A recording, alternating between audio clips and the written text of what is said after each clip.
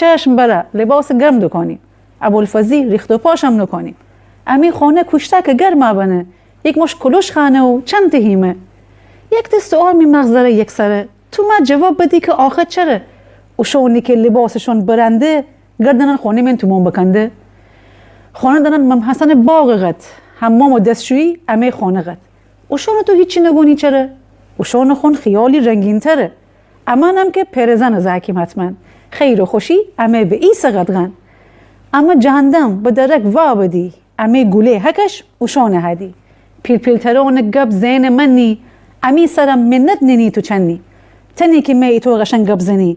ما بگو خانه من چطور گردنی؟ دمایتی خانه چند فلانی؟ متگونم خودی حمام عمومی. مرگ خوبه همسایه به دونم جان. گوشت پره از این حرفان برا جان. هر کس با ما امی سر توک بزه. هر چی که داشتیم بیت چوب بزه. حق امن نیه ایجور فلاکت. هی زیدنن امی سر کلاکت. هر جای دنیا برفه شادی کنن. کرمکابیشون هارفو کنن.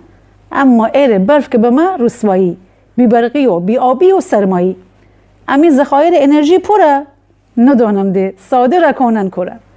چراغی که واجب ایسه بخونه. حرام ایسه مسجد من بمانه. بیتکوینم شاخی ببو امه به. هر کی استخراج کردره خوشه به. کس به کسی نیه. هفته بیجاره. وای به حال مردم بیچاره. او چی بابا؟ غطا بودن برغونه. معلوم نیه کار بودن مرغونه.